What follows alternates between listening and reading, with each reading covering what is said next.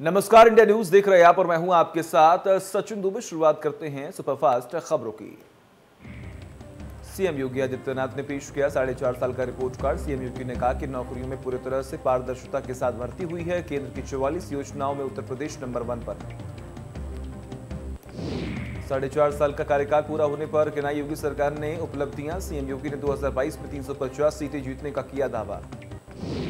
CM ने कहा कि 4.5 सालों की यहां कार्यकाल सुरक्षा और सुशासन का रहा। सीएम योगी ने कहा कि इन 4.5 साल में एक भी दंगा प्रदेश के अंदर ही नहीं हुआ है, जबकि पिछली सरकार में हर तीसरे और चौथे दिन एक दंगा होता था। आज माफियाओं से कब्जे वाली जमीन छुड़वाई जा रही है, अपराधी सलाखों के पीछे जा रहे हैं। सीएम योगी ने कहा कि सर्वांगीण विकास आज नए देश के नए उत्तर प्रदेश की पहचान है। प्रदेश के अंदर पारदर्शिता भर्ती की प्रक्रिया को बढ़ाया गया है। हमारी सरकार ने चेहरा देखकर नौकरी नहीं दी, योग्यता के आधार पर चयन किया है। सीएम योगी ने कहा कि देश और दुनिया का हर उद्योगपति आज उत्तर प्रदेश में निवेश करने को तैयार है। 3 लाख करोड़ से अधिक का निवेश उत्तर प्रदेश में हुआ है। पिछले 4.5 सालों में कोई भी आरोपी नहीं लगा सकता है कि ट्रांसफर पोस्टिंग में कोई लेन देन हुआ है। आज नेक नीयत और ईमानदार नेतृत्व का नतीजा है कि प्रदेश देश की बड़ी योजनाओं का नेतृत्व कर रहा है।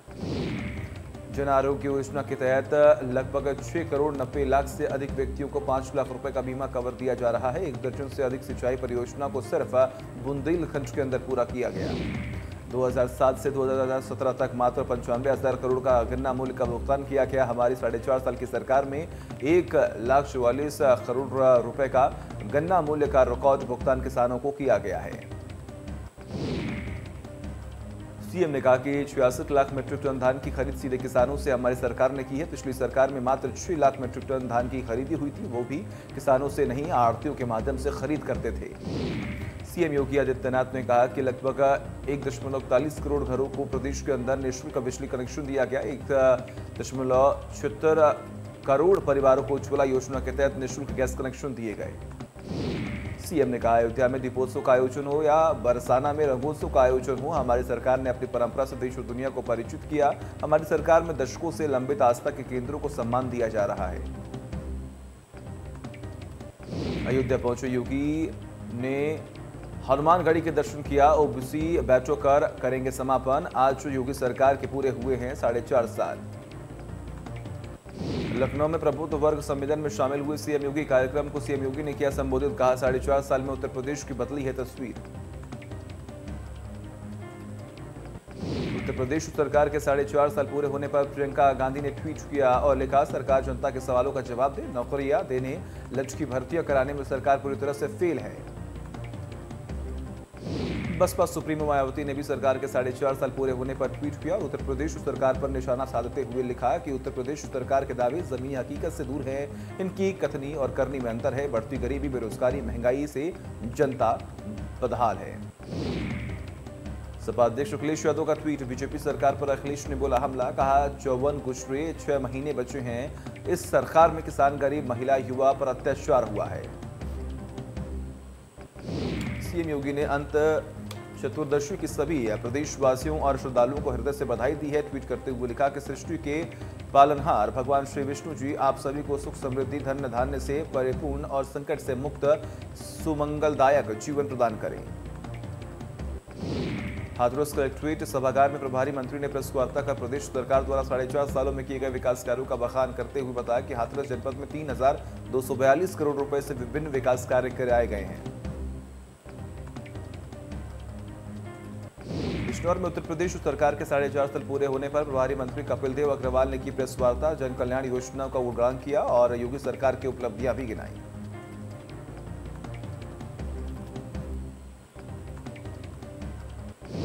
गोंडा में प्रभारी मंत्री सिद्धार्थनाथ सिंह ने बीजेपी की योगी सरकार के 4.5 साल पूरे होने पर प्रेस कॉन्फ्रेंस की और सरकार की उपलब्धियां गिनाई। मंत्री सिद्धार्थनाथ सिंह ने कहा कि वर्ष 2017 के पहले उत्तर प्रदेश बीमारू राज्य कहा जाता था। योगी सरकार ने उसे विकसित प्रदेश की श्रेणी में पहुंचा दिया है। पंजाब के सीएम के नाम को लेकर जारी उठापटक पर पूर्ण विराम लग गया। पंजाब के मुख्यमंत्री के लिए रणजीत सिंह चन्नी के नाम पर मुहर लग गई है। चौधरी अजीत सिंह की आज रस्म पकड़ी है। जाटलैंड बागपत में जैन चौधरी के सिर खाब चौधरी पकड़ी बंधी। 36 बिरादरी का जमावड़ा हुआ। चुनाव से पहले आरएलडी ने अपनी ताकत दिखाई। बागपत के छपरौली में पूर्व केंद्रीय मंत्री और रालोद मुखिया रहे स्वर्गीय चौधरी अच्युत सिंह की श्रद्धांजलि सभा और रस्म पकड़ी कार्यक्रम में अव्यवस्थाएं हावी रही।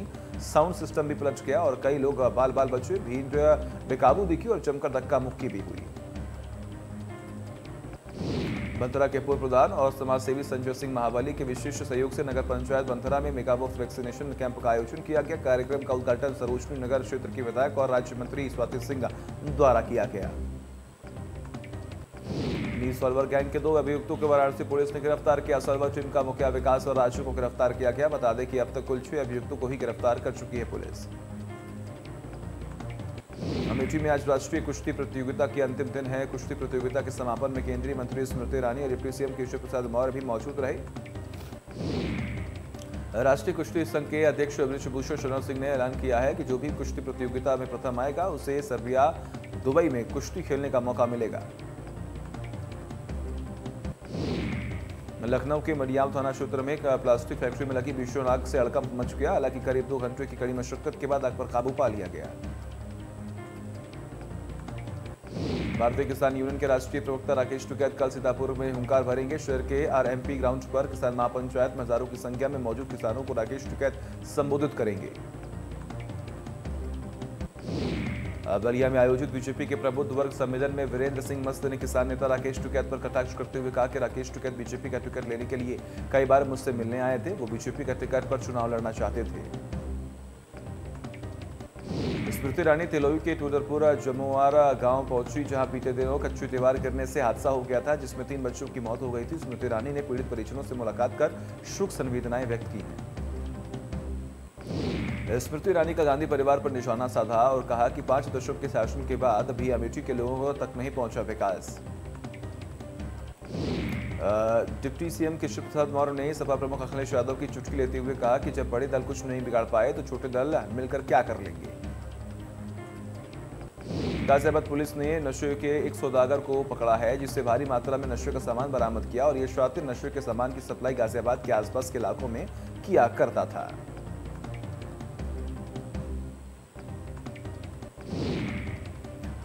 मुरादाबाद में 2 पक्षों में जमकर खूनी संघर्ष हुआ। बच्चों के विवाद में जमकर मारपीट हुई। वहीं इस मारपीट में कई लोग गंभीर रूप से घायल हुए। घायलों को अस्पताल में भर्ती करवा दिया गया।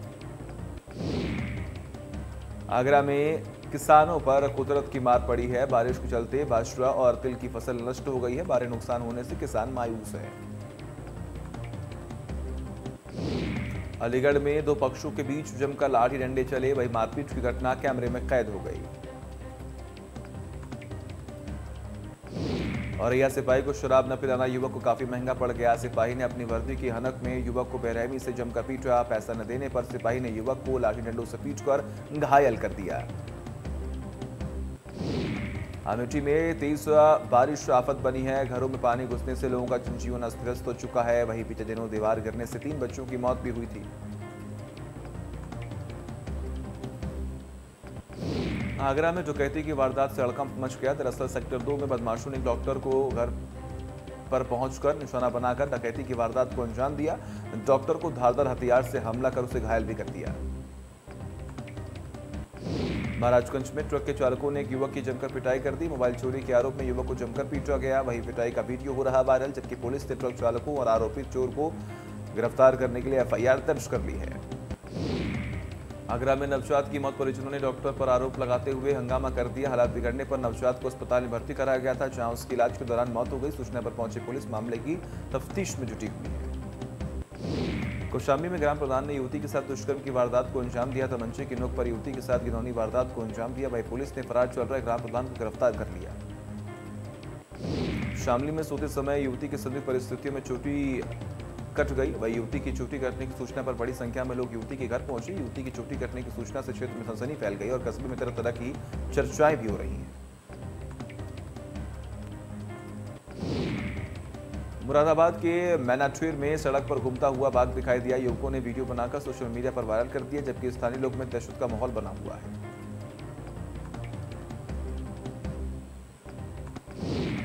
उत्तर प्रदेश में आज योगी सरकार 4.5 साल पूरे हो गए हैं। वहीं बहराइच पहुंचे सांसद अक्षय लाल गौड़ ने भाजपा द्वारा किए गए कामों को गिनवाया। उन्होंने कहा कि योगी सरकार प्रदेश के हर एक वर्ग के लिए काम करती है। गोंडा की करनालगंज स्थित विनर्स अकेडमी चक्रावत स्कूल के छात्र को शिक्षक ने फीस जमा न करने पर उसे क्लास से बाहर खड़ा कर दिया। वहीं जब छात्र शिक्षक को बिन बताए कक्षा में दोबारा बैठ गया तो नाराज शिक्षक ने छात्र को थप्पड़ जड़ दिया, जिससे छात्र के कान का पर्दा फट गया। उत्तर प्रदेश में लगातार बढ़ रहे डेंगू की रफ्तार, 24 घंटे में मिले 219 नए केस। लखनऊ में एक की मौत, राजधानी के 30 घरों में लार्वा मिलने पर नोटिस जारी। लखनऊ के मोहनलालगंज तहसील में डिजिटल वोटर आईडी कार्ड बनाना शुरू कर दिया है, जिसकी शुरुआत जिलाधिकारी अभिषेक प्रकाश ने किया। मोहनलालगंज तहसील में संपूर्ण समाधान दिवस की अध्यक्षता करने पहुंचे जिलाधिकारी ने कहा कि डिजिटल वोटर आईडी कार्ड बनने से वोटर्स को काफी सुविधा होगी। देश में बीते एक दिन में 8,481 एक्टिव केस कम हुए, 30,773 नए मरीज, 309 की मौत हुई। देश में 24 घंटे में कोरोना वायरस के 30,773 नए मामले आए सामने, तो वहीं इस दौरान 309 लोगों की कोरोना से मौत हुई। राज्य केंद्र शासित प्रदेशों को उपलब्ध कराई गई कोरोना वैक्सीन की 78.58 करोड़ डोज। लगातार तेज हो रहा अभियान। मुंबई की 87% लोगों में कोरोना एंटीबॉडी बनी, 85% पुरुष और 88% महिलाओं में रोग प्रतिरोधक क्षमता डेवलप हुई। 5वें सीरो सर्वे ने पिछले सभी रिकॉर्ड तोड़े। मुंबई की 87% लोगों में कोरोना एंटीबॉडी बनी। अंडमान निकोबार द्वीप समूह में कोविड-19 के 2 नए मामले आए सामने। एक्टिव मरीजों की संख्या बढ़कर हुई 14। अंडमान निकोबार द्वीप समूह में 14 एक्टिव केस आए सामने। पुडुचेरी में कोरोना संक्रमण के 79 नए मामले, 78 मरीज ठीक होकर घर लौट हुए। अब तक 17.37 लाख सैंपल की कोरोना जांच की जा चुकी है, जबकि प्रदेश में कोविड-19 के से मृत्यु दर 1.46% है।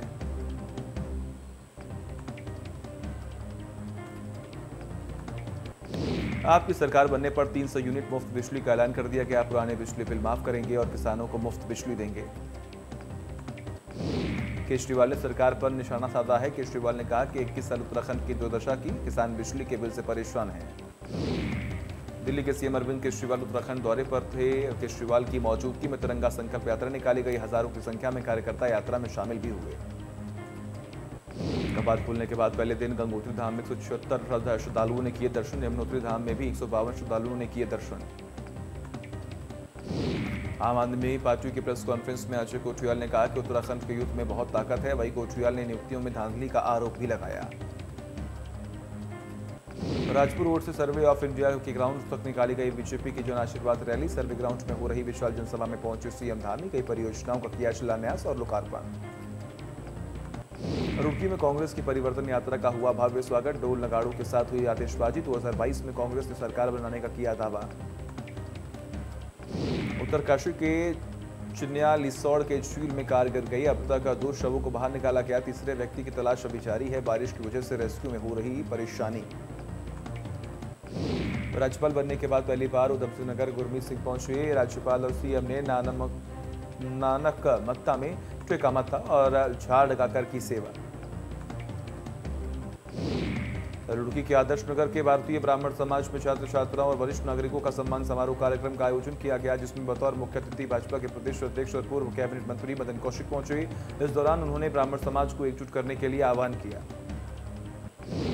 चारधाम यात्रा को लेकर हाईकोर्ट से रोक हटने के साथ ही यात्रा का विधिवत आगाज भी हो गया। उत्तरकाशी के दोनों धाम यमुनोत्री गंगोत्री धाम के कपाट श्रद्धालुओं के लिए खोल दिए गए हैं। जिलाधिकारी और एसपी ने यमुनोत्री धाम का भ्रमण कर यात्रा व्यवस्थाओं का स्थलीय निरीक्षण भी किया। हरिद्वार में रेहड़ी पटरी लगाकर सामान बेचने वाले छोटे व्यापारियों को व्यवस्थित करने के लिए पहला वेटिंग जोन शुरू कर दिया है। नगर निगम के चंडी घाट के पास 50 स्ट्रीट वेंडर की क्षमता का स्मार्ट वेटिंग जोन बनाया गया, जिसमें पात्र वेंडर को दुकानें आवंटित कर दी गई। मेयर अनिता शर्मा ने स्मार्ट वेटिंग जोन का उद्घाटन भी किया।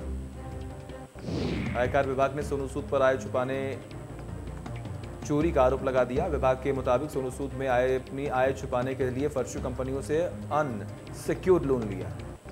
आयकर विभाग ने सोनू सूद पर लगाया 20 करोड़ की आयकर चोरी का आरोप। उनकी चैरिटी ट्रस्ट पर भी लगाया विदेशी चंदा अधिनियम एक्ट के नियमों का उल्लंघन करने का आरोप। दिव्या अग्रवाल ने जीता बिग बॉस ओटीटी का खिताब, साथ ही दिव्या को 25 लाख रुपए की इनामी राशि भी मिली। दिव्या के साथ बिग बॉस ओटीटी के पहले रनरअप निशांत भट्ट रहे और शिल्पा शेट्टी की बहन शमिता शेट्टी दूसरी रनरअप रही।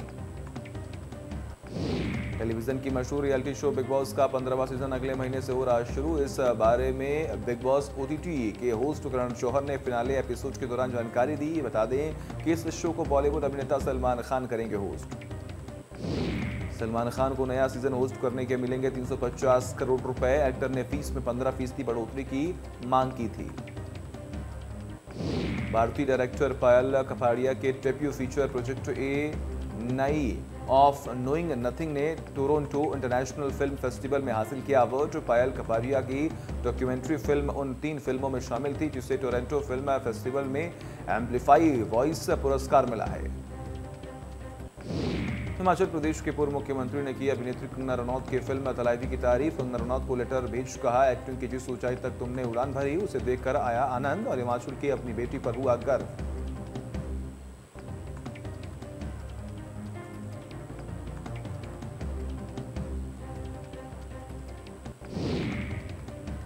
सप्लीमेंट्री चार्जशीट में खुलासा हुआ, कुंद्रा ने बनाई थी 119 पॉम फिल्म में 8.84 करोड़ रुपए में बेचने का था पूरा प्लान। ऐप पर पाबंदी के बाद बनाया नया दूसरा ऐप।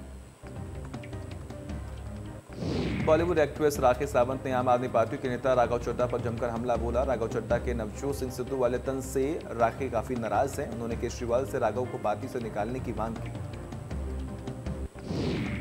धुरंधर कीवी ऑलराउंडर क्रिस केनन्स ने फिर दिखाया जुझारू अंदाज। गंभीर बीमारी को मात देते हुए मौत से जंग जीत ली। क्रिस केनन्स ने डॉक्टरों और फैंस को शुक्रिया कहा।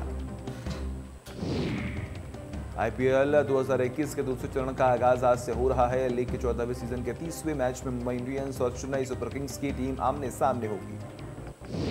दुबई में होने वाले इस मुकाबले में आईपीएल की 2 सबसे सफल टीमें भिड़ेंगी। रोहित शर्मा की अगुवाई वाली मुंबई यूएई चरण की शुरुआत जीत के साथ करना चाहेगी, तो वही चेन्नई की टीम पहले चरण में अपने शानदार प्रदर्शन को जारी रखना चाहेगी। मैच से पहले ही दिग्गज क्रिकेटरों ने अपने ट्वीट से माहौल बनाना शुरू कर दिया है। मास्टर ब्लास्टर सचिन तेंदुलकर ने एक वीडियो पोस्ट किया। सचिन ने इस वीडियो में कुछ शॉट्स दिखाए हैं और उन्होंने लिखा कि क्यों ना आईपीएल से पहले आपको कुछ ड्राइव्स पर ले चलूं।